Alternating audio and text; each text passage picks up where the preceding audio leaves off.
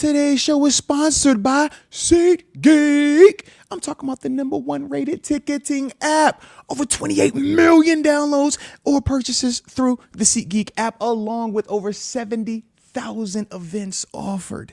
I mean, what are we talking about here, baby? When we're looking at sporting events, especially with the NFL season being back around, we know our favorite black and gold team has a pretty cool game this weekend across the pond. Well, for those new customers out there, you know I got something for you, okay? Because, see, you're going to use this promo code Moats, right? And when you do that, along with, using this app, you get a chance to see all the cool stuff that SeatGeek has to offer, all right? So as I pull up the different games and stuff like that, it tells me all the examples of stuff that I want to see, how many tickets I need, where the seats are good at, and everything in between. But use the promo code Moats, receive $20 off of your first order with SeatGeek. It is that simple. But now it's time to get back to regularly scheduled programming. So I want to get this first topic in, all right? And I want to just update some of these quarterbacks we've been, like I said, paying attention to at the collegiate level. And we said, that there is a possibility that, the Steelers may draft a quarterback in 2026 in that NFL draft.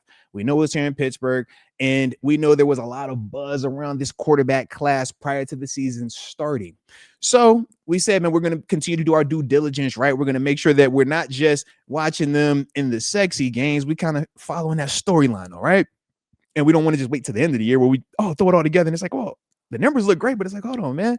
He struggled versus this team. He looked good versus that team. So we're doing it more week by week with this year's approach.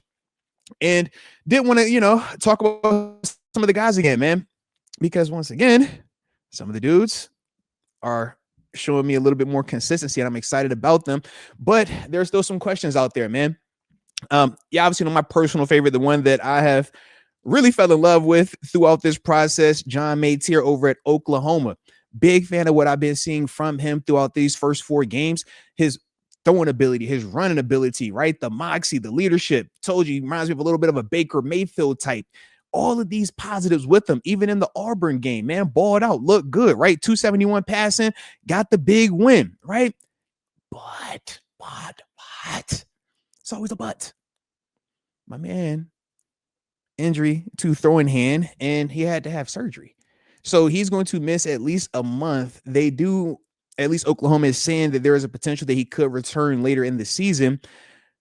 But the problem is now, when you're talking about missing a month of football at the quarterback position, surgery to your throwing hand, you do have real questions about what that looks like, man, in terms of when he returns. But the strategist or the long-term strategy play for me, I'm like, man, if John Mates here was balling out the way that he was his first couple of games, if he sustained that all season, he's going to be out of our market in terms of being able to draft him.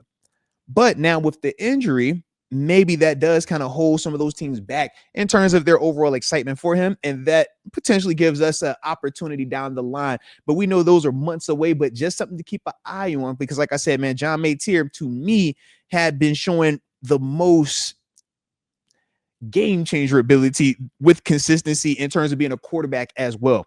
Not just one side or the other, right? Whereas he only makes plays off schedule. He can only make plays in the pocket. I thought Mates here gave me the best of both. But like I said, man, the injury to the throwing hand does give me a little bit of pause for concern now.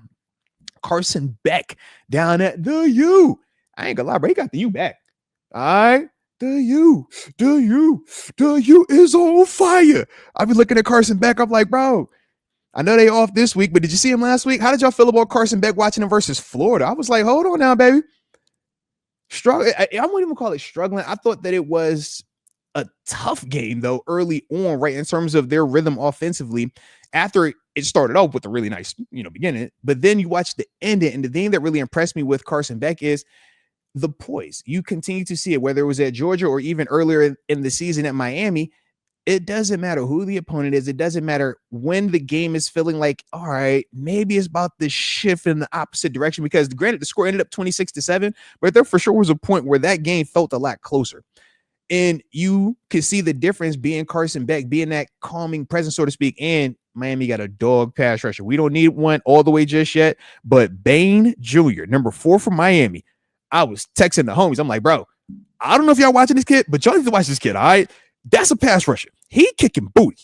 I like him. I'm a fan. So don't be surprised when you hear that name in a year or two. Like, oh, who's this Bane? Who's this Bane dude? He like that. All right. Just pass rusher to pass rusher. He like that. Okay. So definitely a fan of Carson Beck, though.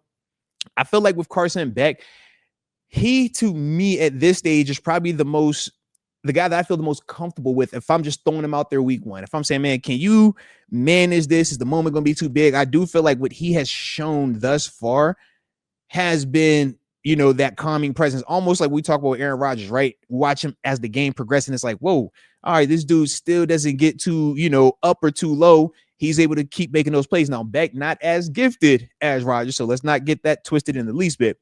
But like I said, man, his ability to remain calm in the fire, his ability to make plays while everything is going chaotic, I do like that about him.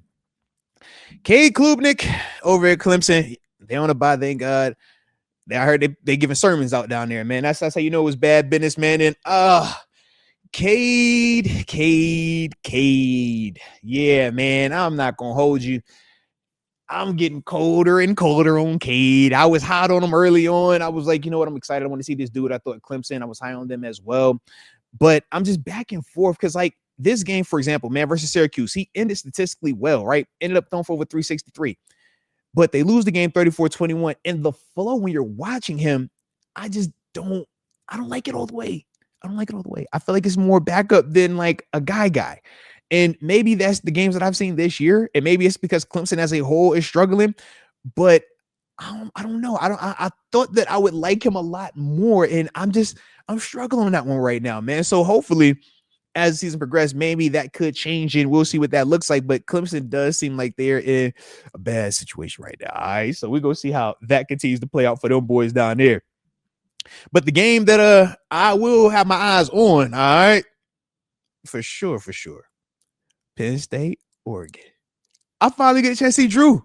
I want to see Drew Allar, versus, some quality, right? Because Drew Allar has been playing against, the Villanova. He's been playing against some of these other, cute schools, and they've been, respectable. But I want to see him versus a big game. Versus a big name opponent, a team that's coming in hot as well. You talk about Oregon and what they've been doing thus far, what they did last year, right? So it's like, man, that's a team that is highly competitive. They have championship aspirations as well, and they have a heck of a squad.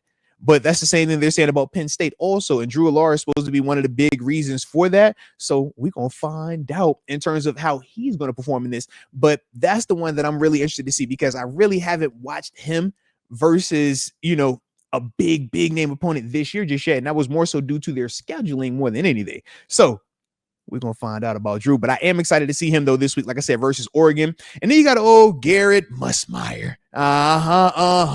Traveling down to Ole Miss. All right, so number 4 LSU at number 13 Ole Miss. I'm hot and cold on Garrett. I'm like, yo, you look really cool. You look really safe. But I'm still just like, I don't know if I loved it as much. Because like I said, you hear how I talk about John Mates here. I love that. Granted, it's hurt right now, but I love watching that. I ain't got the Lenore Sellers yet. That's one of my other favorites. I'm like, oh, I really, really love that one. All right. But to me, with Garrett, I'm always like, told him, like, do I really want to like you just yet? I don't know. Because part of me doesn't believe it. All right. I want to believe it, but I feel like I'm talking myself into it. Maybe y'all can help me. Maybe there's an LSU fan out there that's ready to, give me the whole, man, look, this is why you got to believe in Garrett. Because I just ain't ran into LSU fans like that. All right. So when I be looking at Garrett, I'm like, maybe I'm missing it. I don't know, man. I don't know. Okay. But that's the one for me, man. That, like I said, I just got to see more of that. And hopefully he can convince me. But I'm still undecided on him. And just in terms of where I view him in comparison to Carson Beck, for example, because like to me, I like Garrett over Cade. I like him over Cade Klubnik for sure right now. But do I like him over Carson Beck? Do I like him over John Mates here? That's the stuff that I'm trying to figure out right now as I watch these dudes, week in and week out. Arch Manning, shout out to the Texas people out there. He played well last week. Shout out to Sam Houston. All right. He got off on them boys. 300 plus through the air, 5 tutties, 3 in the air, 2 on the ground. It was nice. He was over there flexing on the folk, which is good. I like to see the young guy have energy. And I get, some people are like, man, you don't flex or do this against this, lesser competition. Man, when you're on that field, if you're on that field, you're on that field, baby. get it how you live. If you don't want him to flex on him and you don't think it's appropriate, you know the drill. Stop it. All right. Make him stop it. But I don't get caught up in that because when you're a competitor, man. And it's going to show. And it always shows, man, when you're fired up. And if you feel at any point in time sliding, and I ain't watched all 4 quarters to know, hey, was there any interactions between these dudes? I don't know. But what I do know is Arch look fired up. I see Arch on the sideline getting big, bulked up. I'm like, all right, give me some energy, man. Give me some energy. Because for some players, that's what they need. For some players, they need the get loud at me, man. Smack my shoulder pads, man. Tell me something crazy. Like, I need that. Then you got the other ones. It's cool, calm, and collected. Hey, bro, don't yell at me. Let's lower that. Lower it down a little bit. Eye contact. Speak to me like a man. I'm going to give you the same respect back. All right. And that's the difference, right? But someone's like, yo, yeah, was that good enough? No. So you just got to understand that. And like I said, in the heat of the moment, man, you never know, man. Heat of the moment, yeah, dudes get fired up like that, man. So I do like that. I just got to continue to see more of what we saw versus Sam Houston from Arch. All right, we see more of that, then we'll start talking about him a little bit more. But the one for me, man, that I'm still the biggest fan of, that I still like the most, just because of the throwing ability, the size, the running ability. I mean, everything about him except the fact that I still think he's a little bit more of a raw QB prospect in terms of just the true like NFL style QB is Lenore Sellers. I'm a fan of it, man. I told you, he got Kentucky this week. The big arm, the running ability, the size. I'm like, man, I love all of that, all of it. And I like the fact that he makes plays from the pocket as well as uses his legs. But it's not I got to run first every time. I think that matters. I think that that's the stuff that can help his game translate to the next level. But we got to just keep seeing more and more from him. But as a whole, man, Maytier and Sellers are the two that I've liked the most thus far. Now, like I said, with Maytier, the injury to the hand, throwing him on top of that, we got to see now. We got to see. But that's kind of my vibe with that, man. But y'all guys let me know in the comment section how you feel about these quarterbacks. Which one of them stood out to you the most? Who of these top quarterbacks, right, in terms of the 2026 potential draft prospects that we've been talking about, which of those guys, caught your eye? Which of those guys do you think could translate to this level to help us out?